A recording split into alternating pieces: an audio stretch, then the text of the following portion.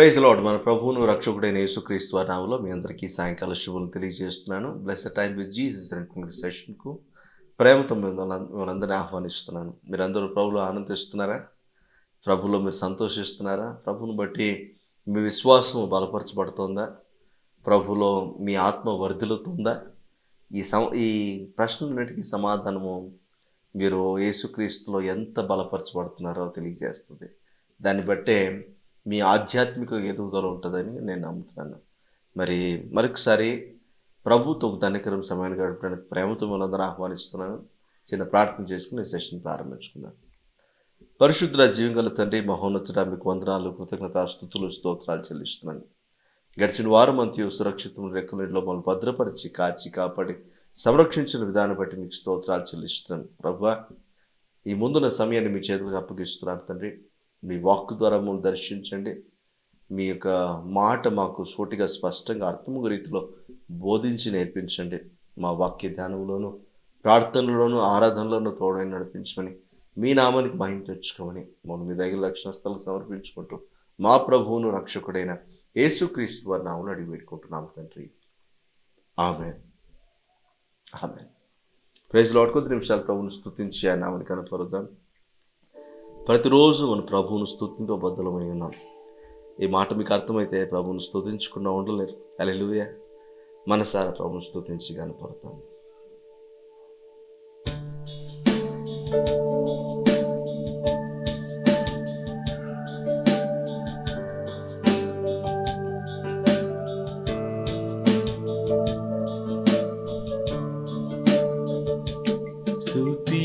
స్తుతించెదా నీ నామం దేవా అనుదినం,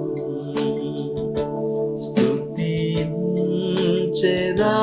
నీ నామం దేవా అనుక్షణం, స్తుతించెదా నీ నామం దేవా అనుదినం, స్తుతించెదా నీ నామం దేవా అనుక్షణం. దయతో కాపాడినావు, కృపనే చూపించినావు, దయతో కాపాడినావు, కృపనే చూపించినావు, దయతో కాపాడినావు, కృపనే చూపించినావు. నిన్నునే మరువనేసు, నిన్నునే విడువనేసు, నిన్నునే మరువనేసు, నిన్నునే విడువనేసు, స్తుతించెదా నీ నామం దేవా అనుదినం, స్తుతించెదా నీ నామం దేవా అనుక్షణం. పాపినై యుండగనేను రక్షించి దరి చేర్చినావు, పాపినై యుండగనేను రక్షించి దరి చేర్చినావు, పాపినై యుండగనేను రక్షించి దరి చేర్చినావు, పాపినై యుండగనేను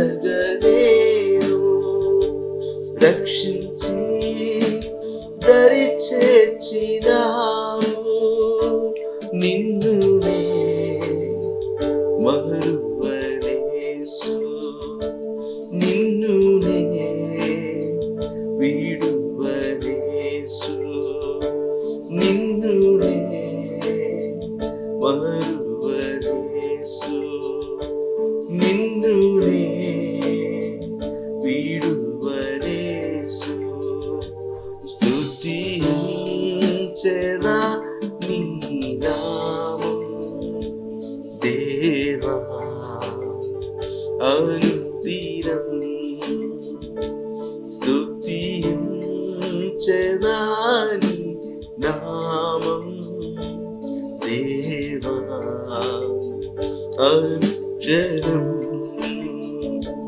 సిలువే నాకు శరణం నీవే నాకు మార్గం సిలువే నాకు శరణం నీవే నాకు మార్గం సిలువే నాకు శరణం నీవే నాకు మార్గం నిన్నునే మరువనేసు నిన్నునే విడువనేసు నిన్నునే మరువనేసు నిన్నునే విడువనేసు స్తుతించెదా నీ నామం దేవా అనుదినం స్తుతించెదా నీ నామం దేవా అనుక్షణం స్తుతించెదా నీ నామం దేవా అనుదినం స్తుతించెదా నీ నామం దేవా అనుక్షణం దేవా అనుదినం దేవా అనుక్షణం దేవా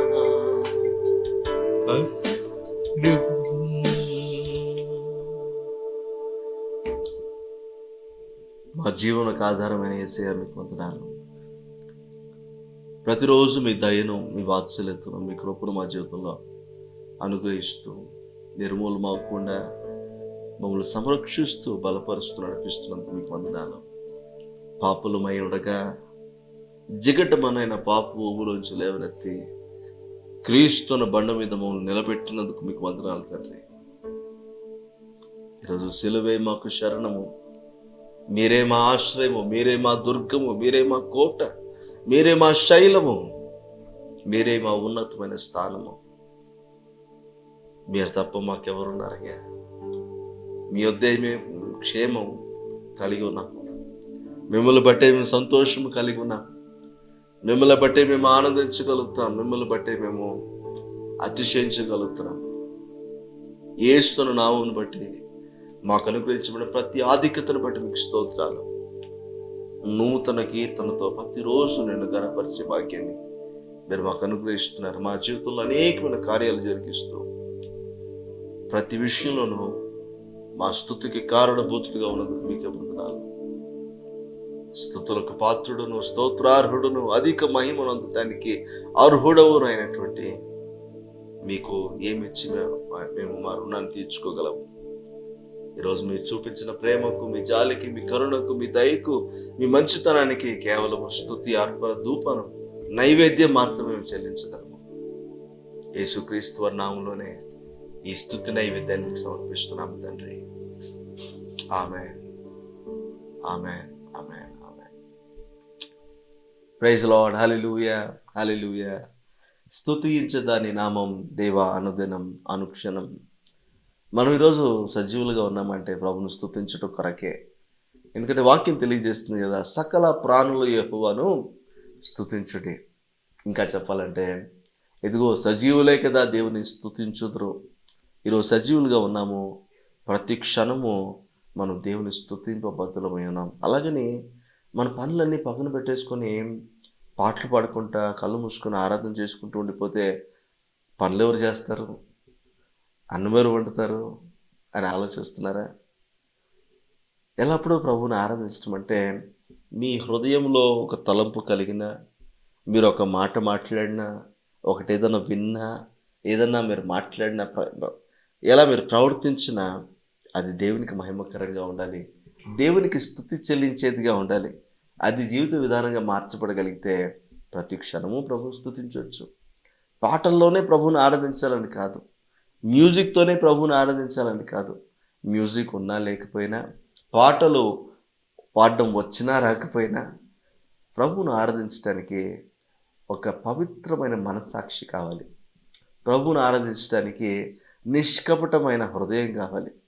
ప్రభువును ఆరాధించడానికి మనల్ని మనము సముదాయించుకొని ప్రభు కొరకు లేవనెత్తుకోవడము అనేటువంటి మనస్తత్వం మనకు కావాలి. అది ఎవరిలో అయితే ఉంటుందో వారు నిత్యము దేవునికి ఒక నైవేద్యం చెల్లించగలుగుతారు. జస్ట్ ఆలోచన చేయండి, మన చేతులు ఎత్తుట ప్రభువుకు నైవేద్యం అంటే ఇక మనము మాట్లాడడం ప్రభువుకు నైవేద్యంగా ఉండొద్దా? ఇక మన ప్రవర్తన ప్రభువుకు నైవేద్యంగా ఉండొద్దా? ఇక మన మాటలు, మన ప్రవర్తన, మన మన జీవిత విధానం అంతా కూడా ప్రభువుకి మహిమకరంగా, ప్రభువుని స్తుతించే విధంగా, ప్రభువుని ఆరాధించే విధంగా ఉండొద్దా? ఖచ్చితంగా ఉండాలి. అలా మార్చబడాలంటే మన జీవితంలో చోటు చేసుకోవాల్సిన మార్పులను, చేర్పులను మనం చేసుకోవడానికి ఇష్టపడాలి. ఇది కాదా ప్రభువుని ఆరాధించడం అంటే? నేను కేవలము ఒక ప్రేయర్ మీటింగ్లోకి వచ్చినప్పుడే ప్రభువుని ఆరాధిస్తాను, ఒక పాట వింటున్నప్పుడే ప్రభువుని ఆరాధిస్తానంటే కాదు.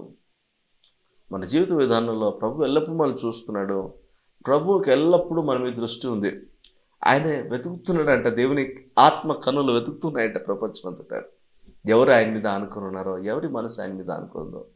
దావీదు కుటుంబంలో ఎంచదగినటువంటి అర్హత లేనటువంటి వాడిగా కనపడతాడు.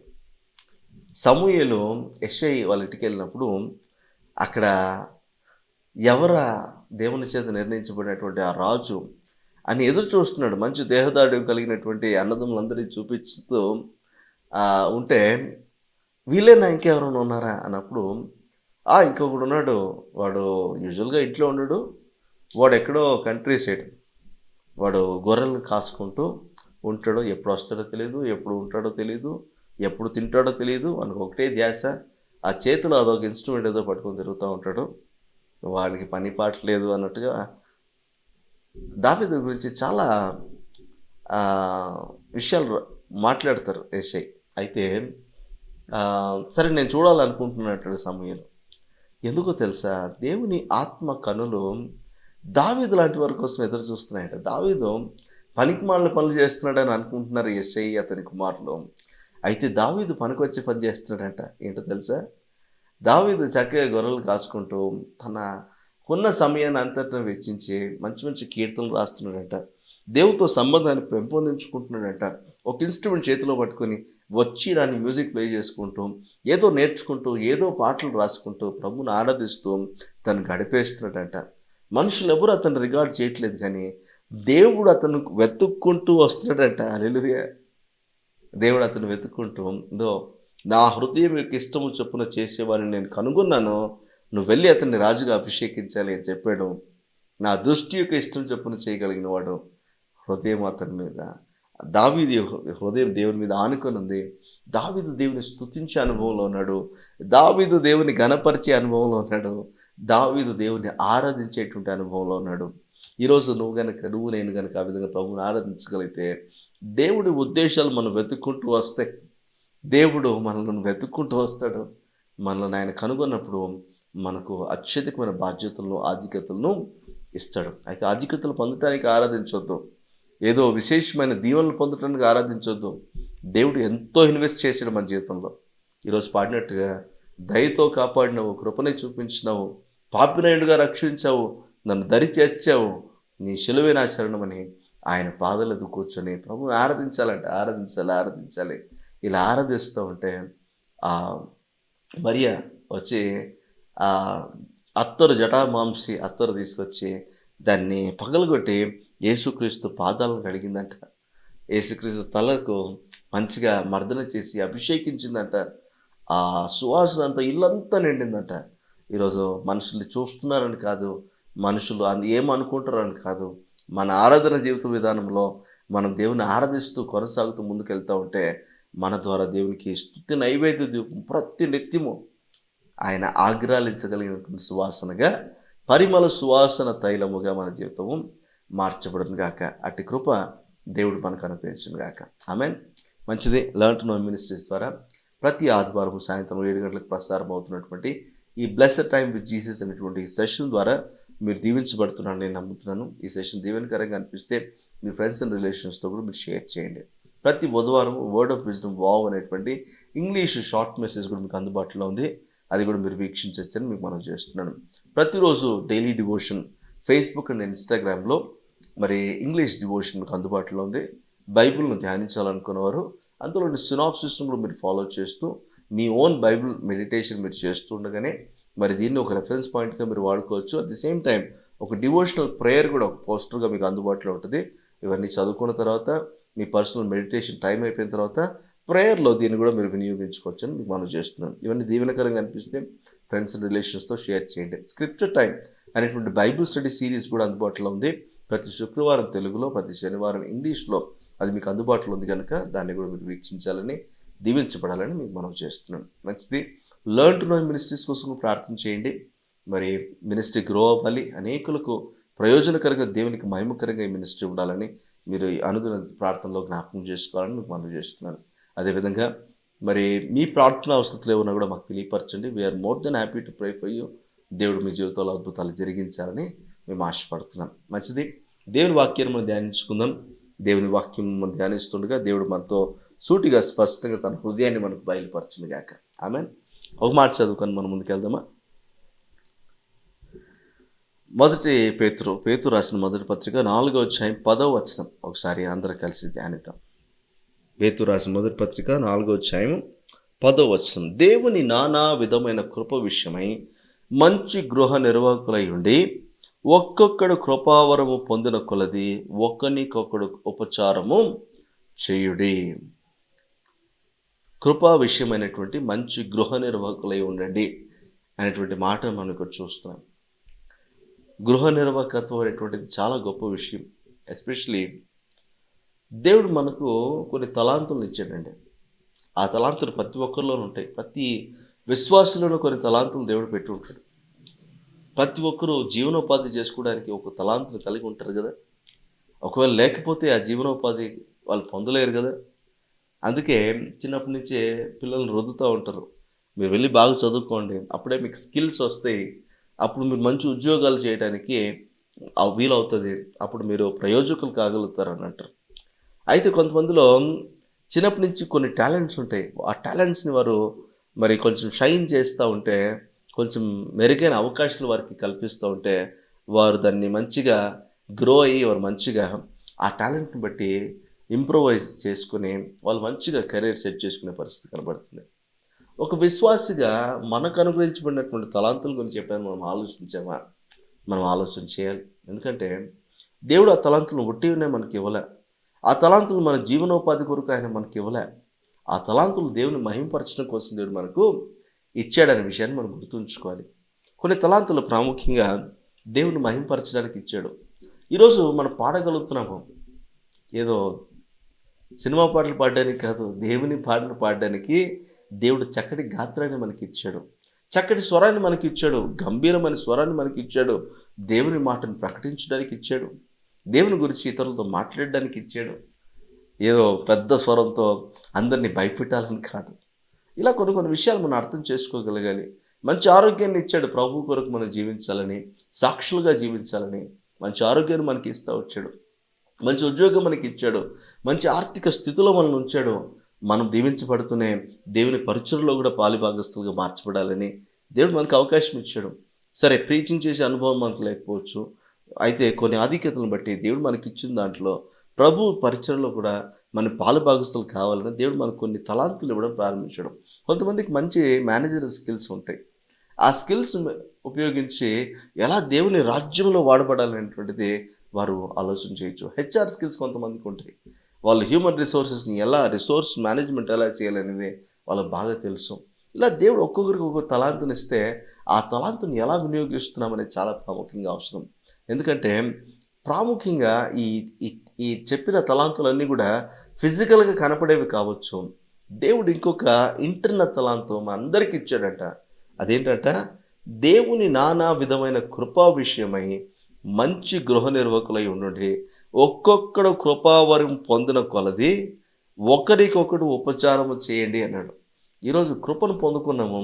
కృపను విశిష్టమైన తలాంతుగా మన జీవితంలో దేవుడు ఇన్వెస్ట్ చేసాడు చెప్పాలంటే, డిపాజిట్ చేస్తూ వచ్చాడు చెప్పాలంటే.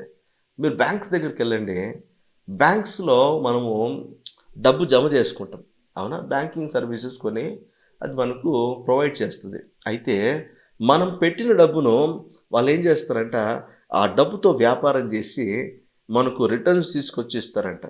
వాళ్ళ డబ్బును ఊరికనే అలా ఒక రూమ్లో పెట్టారంట. వాళ్ళ రిటర్న్స్ తీసుకురావడం కోసము వారు వేరే చోట ఇన్వెస్ట్మెంట్ చేస్తారంట. ఎక్కడ ఇన్వెస్ట్ చేస్తామని చెప్పరు, కానీ మనకు ప్రామిస్ చేసిన రిటర్న్స్ వారు తీసుకొని వచ్చి ఇస్తారు. ఎందుకు ఈ మాటలు చెప్తున్నాడంటే, మనం ఇన్వెస్ట్ చేసిన దానికి రిటర్న్స్ ఖచ్చితంగా మనం ఎలాగైతే కోరుకుంటామో దేవుడికి మన జీవితంలో కొన్ని ఇన్వెస్ట్ చేస్తూ ఉన్నాడు. తన కృపను ఇన్వెస్ట్ చేస్తూ ఉన్నాడు, తన ప్రేమను ఇన్వెస్ట్ చేస్తూ ఉన్నాడు, తన సామర్థ్యాన్ని మనలో ఇన్వెస్ట్ చేస్తూ ఉన్నాడు, తన దైవిక జ్ఞానాన్ని మనలో ఇన్వెస్ట్ చేస్తూ ఉన్నాడు, తన గుణలక్షణాలను మనలో ఇన్వెస్ట్ చేస్తూ ఉన్నాడు, తన నేచర్ని మనలో ఇన్వెస్ట్ చేస్తూ ఉన్నాడు. అయితే తగిన రిజల్ట్స్ ఆయన మన నుంచి రిటర్న్స్ రూపంలో కోరుకుంటున్నాడు అనే విషయానికి మనం గుర్తుంచుకోవాలి. గృహ నిర్వాహకత్వం గురించి కొన్ని మాటలు ఇక్కడ మీకు చెప్పాలి. దేవుని నానా విధముల కృప విషయమై మంచి గృహ నిర్వాహకులుగా మనం ఉండాలని ఇక్కడ పేతురు భక్తుడు చెప్తా ఉన్నాడు. మంచి గృహ నిర్వాహకులుగా ఉండటం అంటే ఏంటి? యేసుక్రీస్తు ప్రభు వారు ఒక ఉపమానం చెప్తూ వచ్చారు. ఆ ఉపమానంలో భాగంగా ఆయన చెప్తూ, ఒక యజమానుడు ఉన్నాడు. అతను తన దగ్గర పనిచేస్తున్న దాసులను పిలిచి ఆయన ఊరికి వెళ్తూ వెళ్తూ ఒక 3 దాసులను పిలిచాడంట. ఒక దాసునికేమో 5 తలాంతులను ఇచ్చాడంట, మరొక దాసునికేమో 2 తలాంతులను ఇచ్చాడు, మూడో దాసునికి 1 తలాంతులు ఇచ్చాడు. వెళ్తూ వెళ్తూ ఈ తలాంతులు మీరు వాడి ప్రయోజనకరమైన పని చేయండి, మరలా నేను వచ్చినప్పుడు మీ దగ్గర నుంచి కలెక్ట్ చేసుకుంటాను అని చెప్పి వెళ్ళాడంట. అతను ఇన్వెస్ట్మెంట్ రూపంలో అది ఇచ్చాడు అని మనం చూస్తున్నాం. అయితే ఆయన వెళ్ళిపోయిన తర్వాత, దేశాంతరం వెళ్ళిపోయిన తర్వాత ఈ 3 కూడా మరి పనికి పూనుకున్నారంట. మొదటి వ్యక్తి 5 తలాంతులు తీసుకున్నాడు కదా, అతను ఈ 5 తలాంతులతో ఏం చేయొచ్చని ఆలోచన చేశాడు. తనకి ఇవ్వబడినటువంటి తలాంతులను తన పనిలో పెట్టాడు. వాటి ద్వారా తెలివిగా జ్ఞానంగా ప్రవర్తించి పనిలో పెట్టి మరొక 5 తలాంతులను సంపాదించాడంట. 2 తలాంతులు పొందిన వ్యక్తి కూడా తను కష్టపడి వాటి ద్వారా ఇంకో 2 తలాంతులు ఎక్స్ట్రా సంపాదించాడంట. 1 తలాంతు తీసుకున్న వ్యక్తి ఏం చేసినట్ట, అతను దాన్ని ఎక్కడ కూడా వేస్ట్ చేయకుండా దాన్ని ఎలాగైనా కాపాడుకోవాలనే ఉద్దేశంతో దాన్ని తీసుకెళ్ళి మట్టిలో పూడ్చిపెట్టాడంట. మరి వస్తే తిరిగి ఇచ్చేద్దాంలే అన్నట్టుగా ఇలా ఆలోచించుకొని ఉన్నారంట. మరి దేశాంతరం వెళ్ళినటువంటి ఆ యజమానుడు తిరిగి వచ్చాడంట ఒకరోజు.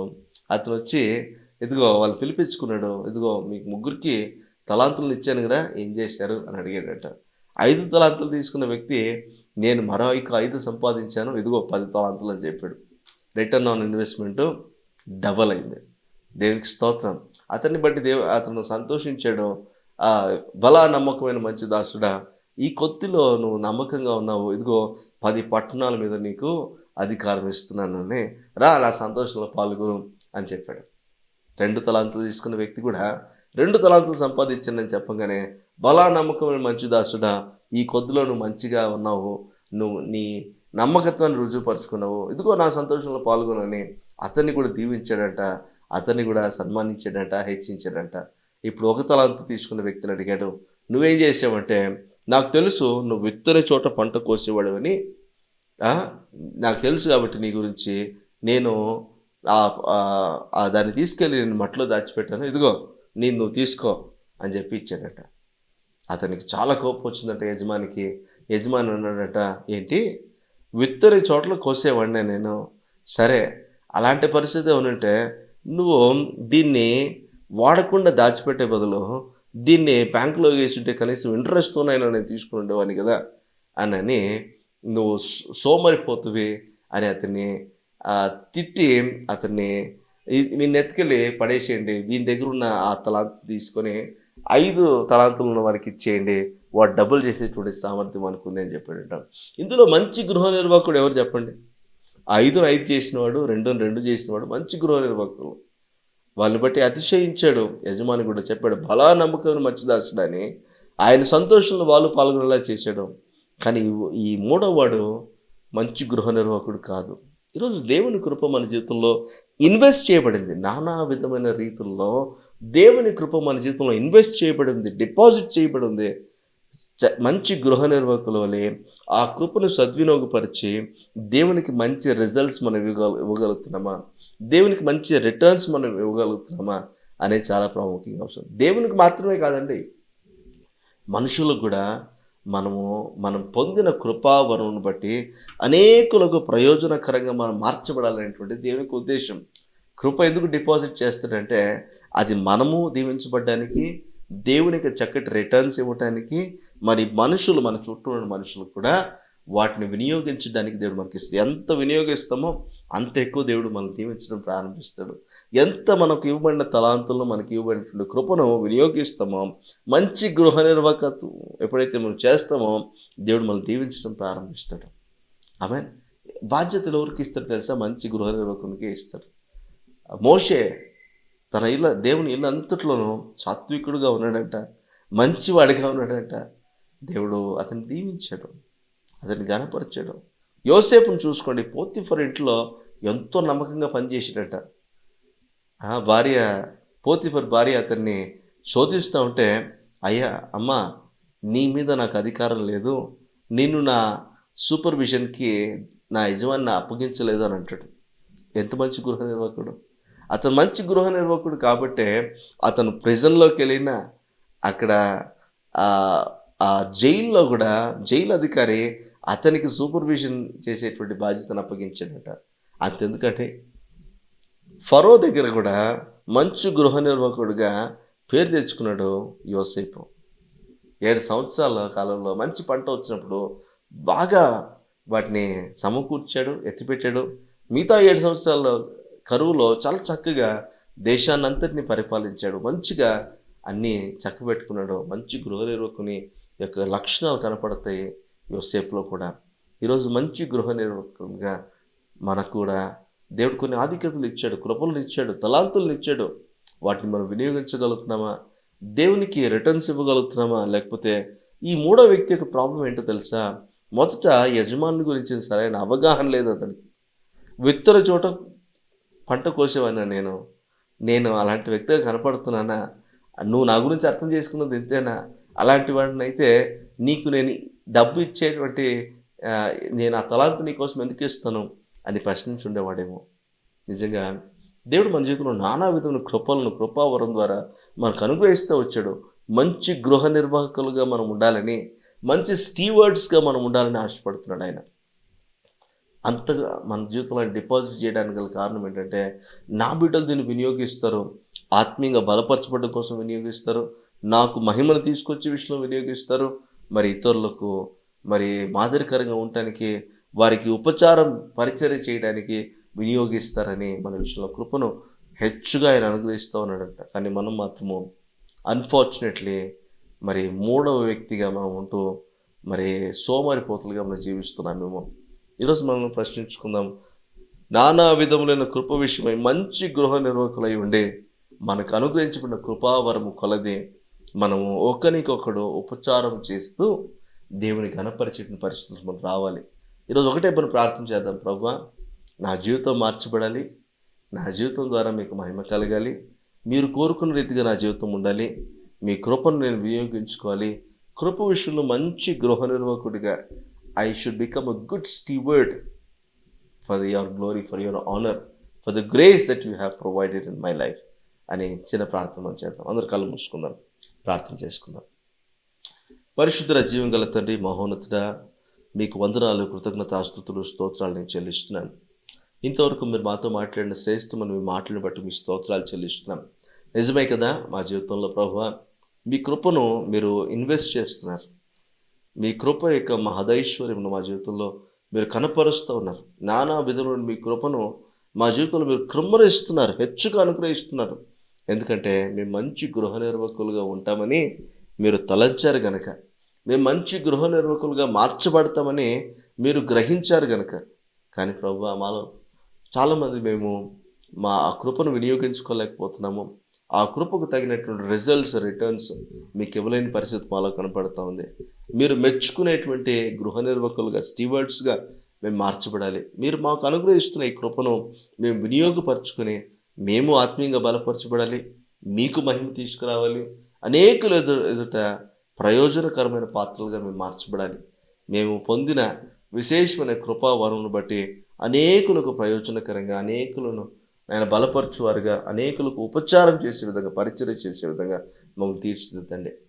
మా విషయంలో మీరు ఇన్వెస్ట్ చేసిన కృపకు మంచి రిటర్న్స్ మేము ఇవ్వగలిగే భాగ్యాన్ని మాకు దయచేసి నడిపించమని మమ్మల్ని మీ దగ్గర రక్షణస్థలకు సమర్పించుకుంటూ మా ప్రభువును రక్షకుడైన యేసుక్రీస్తు వారి నామములో వేడుకుంటున్నాము తండ్రి.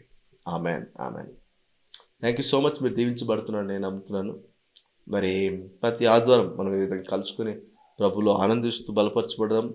దేవుడు మనకు అనుగ్రహించిన కృపలో మనం వర్ధిల్లుతూ దేవునికి మంచి స్టీవర్డ్స్గా ఉండటానికి దేవుడు మనకు సహాయం చేసి నడిపించును గాక. ఆమెన్.